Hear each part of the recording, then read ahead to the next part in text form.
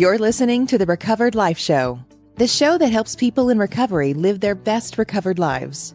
And here is your host, Damon Frank. And welcome back to the Recovered Life Show. It's Monday, July 25th, 2022. Welcome to the Recovered Life Show. We've got a great show for you today. I'd like to welcome my co-host, Kristina Dennis. How are you? How's it going today on this Monday? I'm doing great, Damon Frank. Happy Monday. Happy I'm Monday. So glad to be back here with you. Yes. I'm cheery because I'm wearing, guys, if you're listening on the podcast, you can't really see this, but I am wearing the most ridiculous July. I should have worn this for the 4th of July episode. It's not ridiculous, but we do clash. I don't know why you didn't wear your leopard print shirt. You're going to have to get one of those. You know, Kristina is wearing leopard print. All my leopard print, Kristina, is in the dry cleaner right now. Is that what's going on? I'm sorry I wasn't able to do that. Yeah. But, look, we're in a good mood today. It's Monday. We love Mondays on Recovered Life because we've got the setting your sober week straight. Like we do a whole game plan in the Recovered Life community that you guys can join if you're a member of Recovered Life for free.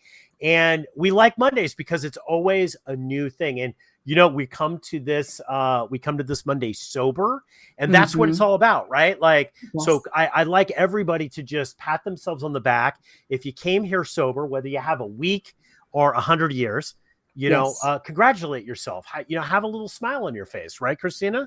Yes, you've already beaten the odds. You are a strong, courageous person for showing up here and being willing to live this life without anesthesia. It takes courage. And we're going to have a fun topic today. I think it's fun. And I know you and I have different opinions about this. But before we get started, I want to tell everybody who's watching, thank you.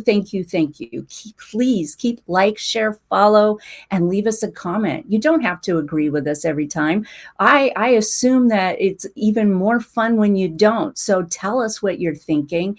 And you can join our community, recoveredlife.us. That is offline, and you get to talk to us face-to-face through this very cool app called Volley. And you get to meet people all over the world. And as we grow our community, you can be one of those people that's seeking a life that is your best recovered life. That's recoveredlife.us. Come say hi. Absolutely. I'm so glad that you mentioned that. Kristina, not only are you going to get access to our exclusive Volley group, where you can get free access to coaching and exclusive content from you and myself, is that you're also on our email list when we have special events that only people that are members of Recovered Life can attend. So please definitely become a member if you are not. It's free. It takes less than a minute to join. Kristina, let's dive into this here. Okay. Learning from bad decisions. And, the shirt might have been one of them. Will I learn? Will I not? I don't know. But I wanted to do this episode because when I showed this to you, go, ooh, this one's a juicy one. Because look, a lot of times in 12-step groups, if you've been in a 12-step group or you've been in recovery, you hang around recovery people. A majority of the discussion is about bad decisions that people made. Right? Especially in early recovery. That's all people in early recovery can talk about. It's like, oh man, looking back, I maybe shouldn't have gotten the $1,000 lease on the car per month, or, looking back, wow, why did I say that? Or, hey, maybe jumping bail wasn't the best idea. Like bad decisions, right? So we want to talk about this today, just to set this up, learning from bad decisions. Kristina, I'm going to open it up to you because I know you have a lot to say on this. Not that you've ever made a bad decision. Oh, I have. You have? Okay. I have. And they've been some fun ones. So I kind of approach life now, and maybe this is, luxurious to say that as long as the decision is moral and ethical and legal, that I kind of think that the bad decision word isn't necessarily true. I think that there are maybe more right decisions based on your time frame, and some of the decisions I've made in the past may have delayed me from getting to where I wanted. But I really find that every decision, there was something I learned out of the experience. If it's not a blessing, it's a lesson. And so I hate to even use that term, bad decision. Okay, I'm going to disagree with you. Tell me. I'll tell you why. Now, I'm not going to say bad decision of you went left instead of right, Mm-hmm. that's a bad decision. Like, I think a lot of the times, I always say this from my experience in business, is that Mm-hmm. you play the cards that you're given at the time. Right. A lot of people will say, man, I ended up renting this apartment. I paid X amount. Now I could get the same apartment for less, right? It was a Yes. bad decision. No, not necessarily. Maybe these are all the Mm-mm. cards that you had at the table at that were dealt to you at that time. I'm not looking at that. But here's what I am going to say about learning from bad decisions, where I disagree with you a little bit. I think that through our recovery, we learn things, right? Like, we talk about character defects, we talk about trauma responses, we talk about patterns, we talk about all these other things, these lessons that we've learned. For example, the last episode we were talking about walking away from people that don't have your back, right? Yes. Walking away from people that don't support you, codependency. I think when you know better, you have to do better. So if Yes. you've learned this lesson and now you're at a fork of in the road, hey, I know that this person isn't the person that I should be around, as opposed Mm-hmm. to I could go here. It's a little scary. It's unknown, but they're not that. And you make that decision. I do think that that's a bad decision, because you've already learned that lesson and you've chosen that path again. See, I don't think you've learned the lesson if you choose that path. So maybe this is chicken and the egg, but I definitely know that for me in my recovery, one of the ways that my disease, my mental acuity was lessened was to beat myself up and think, oh my gosh, I have so much regret. And, I've heard people say, if you don't have a life full of regrets, then you haven't had any risk. And so I might be a little tongue in cheek, but I remember, I've been married. I'm on my third marriage. And so some people might say, how do you call yourself a relationship expert? And the way that I look at that is that I've tried all the different ways that didn't work. I've been where you've been. I can understand what you're saying. I can help you look at it because I grew through it. And, my second marriage, I have a son from my second marriage. And there wasn't, I don't want to kind of portray myself as a Pollyanna, because I am far from a Pollyanna. I truly am. But when I look back, acceptance of every choice that I made, helps me look at it and reframe it and decide that even though I could have made maybe a better choice, I did everything that I could at that moment, No, and I'm with you on that. I'm with you on yes, that. Because yes. I do So, believe that, part of the torturing of the back and forth, Kristina, is that I went down path A instead of path B. This is a bad decision. It didn't come out the way I thought it should come out. Obviously, it didn't work. That's bad. That's mhm, not true, because so many things I believe in recovery, they're not good or bad. They just are. yes, It is a lot of shades of gray. There right. isn't sometimes the best choice or the best person. That really doesn't exist. No, it doesn't. And, maybe, perhaps, I don't have a crystal ball. If I had made this decision, if I had chosen to not come to California, maybe my life would have been amazing in Denver, where I transferred from. But I don't know. And spending time thinking about it and feeling like, oh, that was a bad choice. I wasted 2 years on that relationship. If I had just learned this lesson and not picked the sex addict in the room, I would have saved myself a bunch of pain. I don't regret the pain that I've had to go through as I learned these lessons, because it truly allowed me, it opened me up, expanded me to enjoy some of the more positive lessons that I've learned and the more positive choices that I've made as a result of learning those lessons. Well, I do believe that there's signals. Like, look, you and I are in the recovery coaching area. So we're dealing Mm-hmm. with people who are relapsing. Let's just be, or they can't stay sober, right? Or Yes, not even yes, relapsing because they can't even commit to being sober, right? So, right. so they go in and out of a consciousness of recovery. And the thing is that there are bad decisions sometimes. And I think that I think you have to learn how to decide better. And I think we could have just called this show Learning from Good Decisions, right? Yes. Of picking things that are more in the higher purpose for you. Delayed Yes. gratification is one of those things that you learn in recovery early on, is that learning how to not jump at something that's going to make you feel better, that you have to be able to sit in uncomfortableness Right.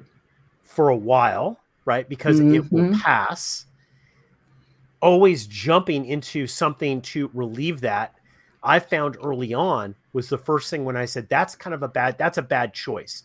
I could Yes. stay where I'm at and work the things that I know work to get out of this, or I could go eat something or do something. I used to be an adrenaline junkie. I'm going to go wreck my, my bike. I would Yes. go biking and downhill, do crazy stuff. Right. Because it would relieve me from that. Being a little bit of an adrenaline junkie would relieve me from that. And I learned through recovery, and also falling on my bicycle, and, I did, off-road kind of stuff, all that stuff, that, hey, you know what? I don't have to do that. I don't have to escape. I could just stay where I'm at. That doing those things are kind of bad decisions. They're kind of high risk, bad decisions. Agreed. That there's a better way, there's a better decision to make for me. Agreed. I was thinking about a song that was probably popular when we were in high school, where at the end, it's like a speech, the man's talking, and at the end, his advice to everyone is to wear sunscreen. And that is a bad decision that I have made, where I don't put the sunscreen on, or I spend the money on something because I want that immediate gratification, and I'm not mature enough to make that choice. But I hate it when people, hate is a strong word, but I have aversion when I see people turning themselves inside out about learning a lesson. And this often happens within a codependent relationship. They say things like, I know I should leave him, or I know I should leave her. I know this is bad. I know I shouldn't go out with that person. And I think sometimes that turmoil that they're having can be lessened. And I actually learned this from a non-program person when I was trying to leave my codependent relationship. She literally said, it's okay, Christy. It's okay if you don't decide to leave now, because the lesson will come back and you will learn it eventually. And I held on to that. I mean, I was barely 2 years sober, and it really taught me that if I'm sitting in paralysis, excuse me, if I'm sitting in paralysis saying, I know I should be,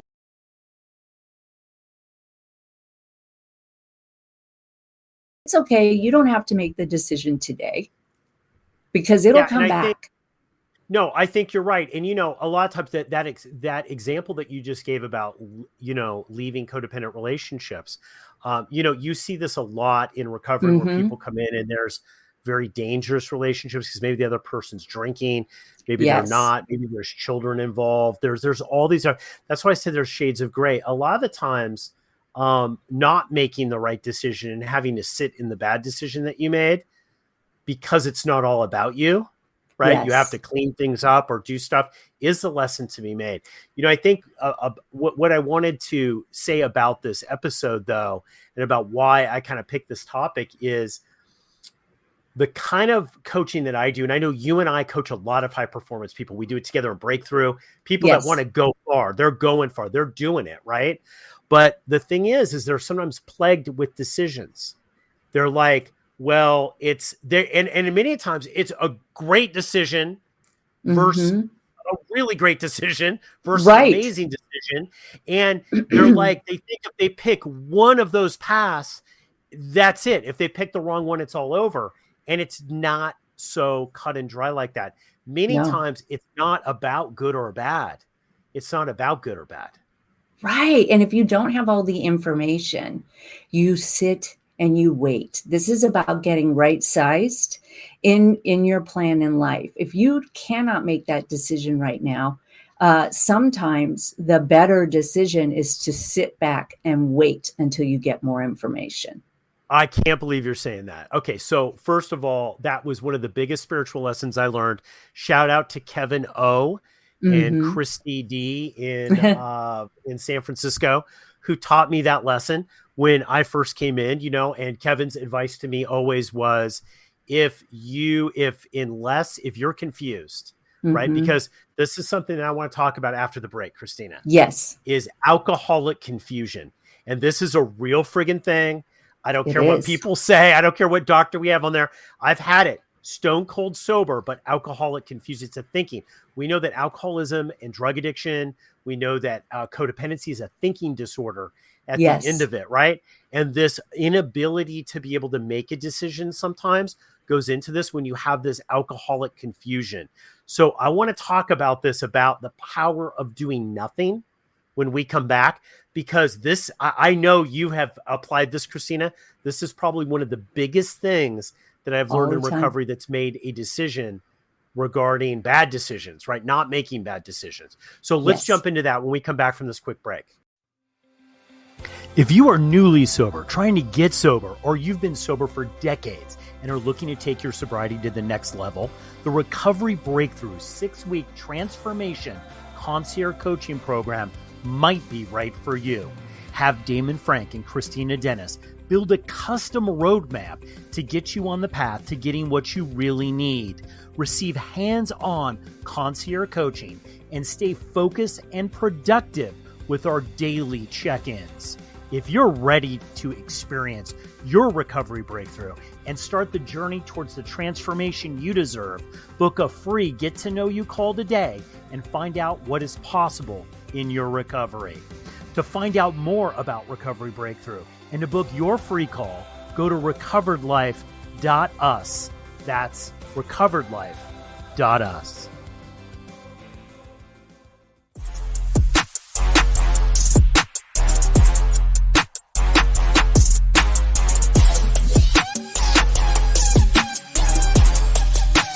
You're listening to the Recovered Life Show. Okay, Kristina, we're back. We're talking about learning from bad decisions. Before we left off at the break, we had a discussion about the power of doing nothing. Can you explain that to people? Because I think the power of doing nothing when you can't choose is probably one of the more favorite things that I've learned in recovery. And it's very, very hard, especially for codependents, right? We believe that action is where the power is, that taking action, that we're forced to make choices, and having that perspective of what can you do when I'm working with somebody and they are in turmoil, they're in pain, they believe that that the answer to their problems is their spouse getting sober right then. We will explore that and explain to them, well, what will actually change for you in this moment? And often nothing is going to change for somebody. Often they don't have to do anything right then. They don't have enough information to make a choice. And so I will peel it back when they say, I don't know what to do. Start with what can you do? And there are a lot of times in my life where I was uncomfortable with waiting for the information to unfold. And that was what I was trying to solve. It was once we know something's going to happen, we will usually accept it. We'll be okay. Think about, getting dental work or a shot. Usually it's the turmoil as if you have a choice that causes you to be in pain, in resistance. I don't want to have to go through this. Accepting it. And once you're there and you're getting that shot and you're living through it, it's usually not nearly as bad as you thought it was. And so I will tell people, sitting on your hands in action is probably one of the hardest things that I had to learn and that you will have to learn. There isn't a choice. Clarity. Yes. Right? Go clarity. ahead. Yes. Because, and let me just jump in real quick on this, because I want to jump in specifically about what you says, why sit on your hands? Because the person is like, well, if I have a bunch of decisions, I've got to make them now. Well, a lot of the times we need clarity on the decision. It's not either good or bad, but that unknowing part of it, we talked about this in the last couple episodes, sitting in this unknowing part of it is torture for people in recovery. Yes. And what I learned, and what Kevin O taught me very, very early on, is like when you're in this alcoholic confusion, the unknowing, the uncomfortableness of the unknowing, you're tortured, you feel like you're being tortured. You just don't know, right? You truly don't know what to do. He said, look, there's a rule. Unless you're being chased by a pack of wild dogs that are going to eat you, right? Or you're merging onto oncoming traffic and have to pull the wheel, you probably don't have to make an immediate decision. Exactly. Wait, who told Yes. you had to make is there a deadline on this? Like, and even if there is, can you ask for an extension? Yes. We talk a lot about developing intuition. Hey, this isn't a good place for me to be as an alcoholic right now. Or I thought I could go to this birthday party with people that used to drink, that I hung out with, that drank, but I really don't feel they're comfortable there now. I feel like I need to leave, right? We talk about developing this intuition, but we feel so uncomfortable in recovery by hitting the pause button, sitting on our hands, and waiting for that to kick in. Yes.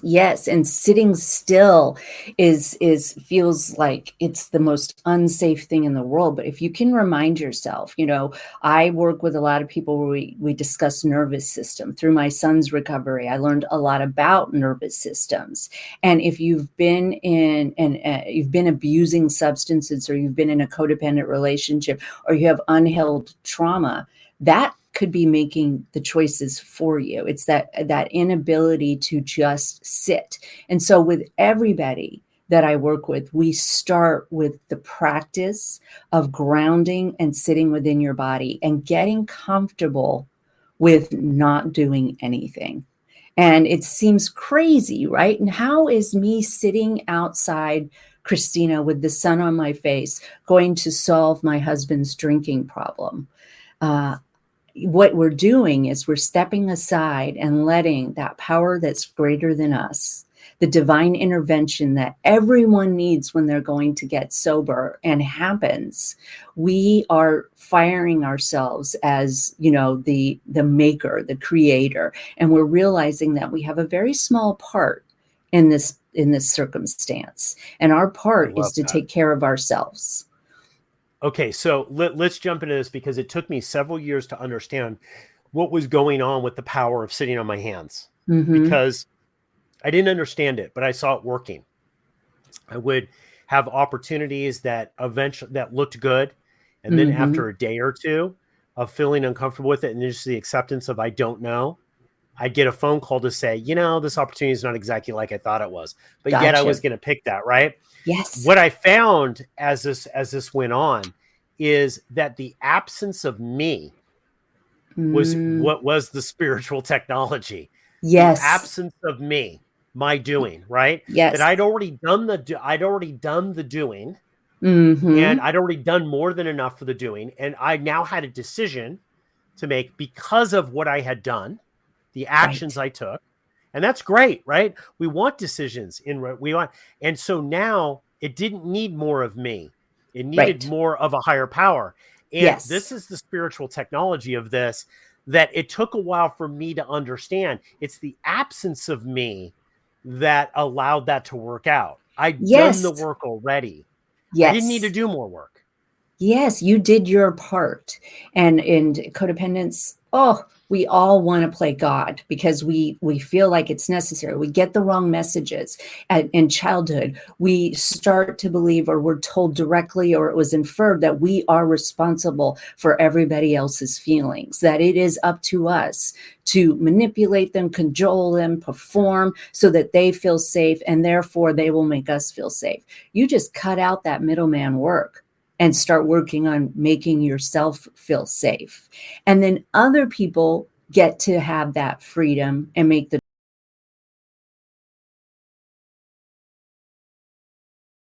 know that already, then they're not the right person.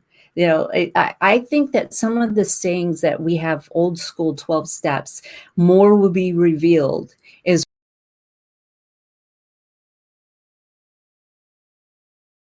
don't have a clear-cut answer right then you're supposed to wait.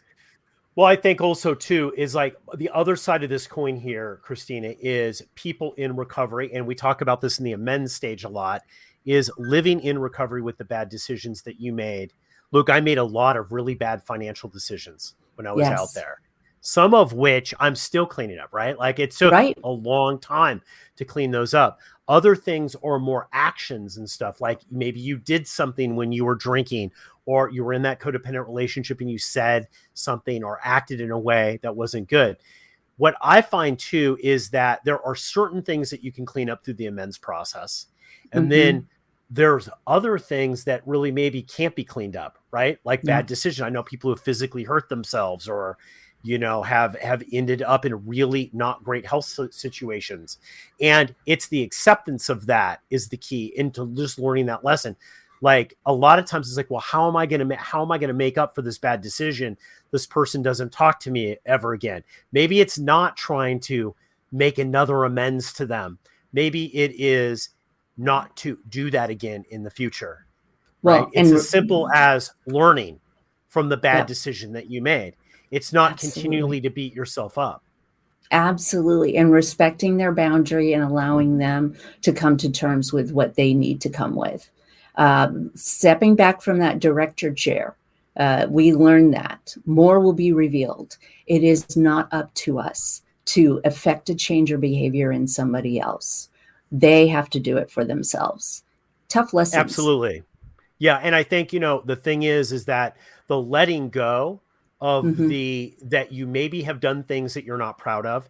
Maybe you've made decisions that you're not proud of. Look, I don't know an alcoholic in recovery that cannot tell me 20 decisions that they made when they were out there that were just absolutely, they look back on it now. I look back on some of the actions and things that I said and did, and I look back, I was like, I don't even know this person. Like I'd never make a Sure. decision like that now, right? Like, but in the time, it's what I had to deal with, right? I only had that at the time. Now I know better, I do better. And so what I want to say is somebody might be listening to this, Kristina, or they've been on our Recovered Life discussion. We've been talking about this and they can't let go.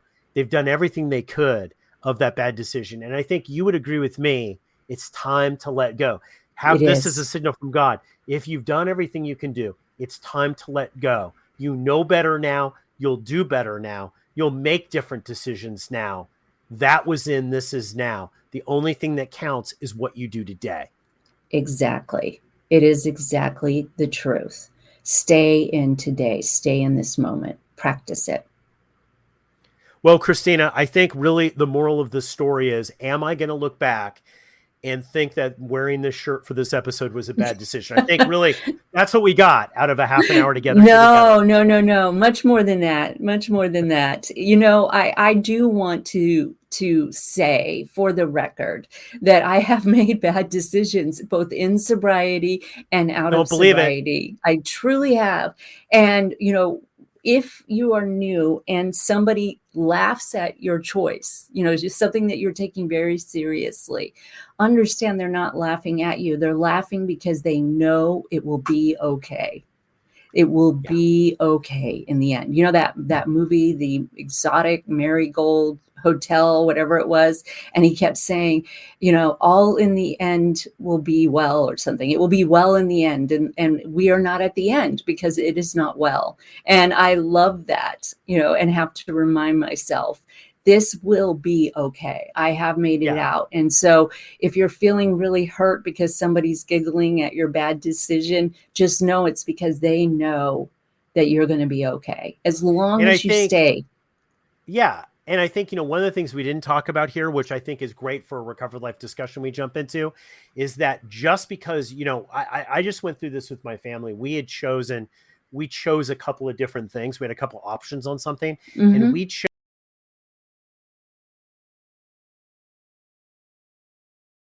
Wow. Why didn't you choose this and this and this? Because this is what everybody would choose. But for us, it wasn't the right choice. Right. It wasn't because when we were honest with ourselves, we said, you know what? This is really where we're going to be the happiest, is right here. Right. And so we chose something that was right for us, not right for other people. Right. Yes. Not making choices because of peer pressure and stuff like that. And that's a whole other group of bad decisions. God will hand you things that are absolutely perfect for you, that you can make a lot of, right? Yes. But yet we don't do it because it's not, quote, the brand that we think. It's not the way that it should look, right? Yes. But it is the best thing for us. It is. I couldn't have made up half the stuff. I didn't have any wherewithal to even dream about the things that I do today.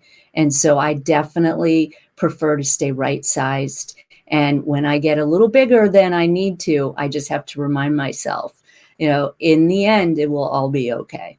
Absolutely. In the end, it will all be okay. And, look, this has been an amazing episode. And I know we get a lot of conversations about this. So guys, if, definitely put some comments in, email us, connect with us on social. And I'm going to tell you about the ultimate bad decision of the people that are listening to us. If you're not a member of the Recovered Life community, you're missing. That's a bad decision. I'm just going to flat out say it. You need to be a member. All you have to do is go to recoveredlife.us. Takes less than a minute to join, and you're going to be plugged in. Access to Kristina and I, an invitation to our private volley group where you can talk to us personally, access to our friends, our community, and exclusive content that you can't get anywhere else. So please join us at recoveredlife.us. That's going to wrap up this episode for Monday, July 25th, 2022. We hope that you go out and live your best recovered life. Mwah. Keep the conversation going. Join Recovered Life, a community of like-minded people who are looking to live their best recovered lives. Membership is free, and you can apply at recoveredlife.us.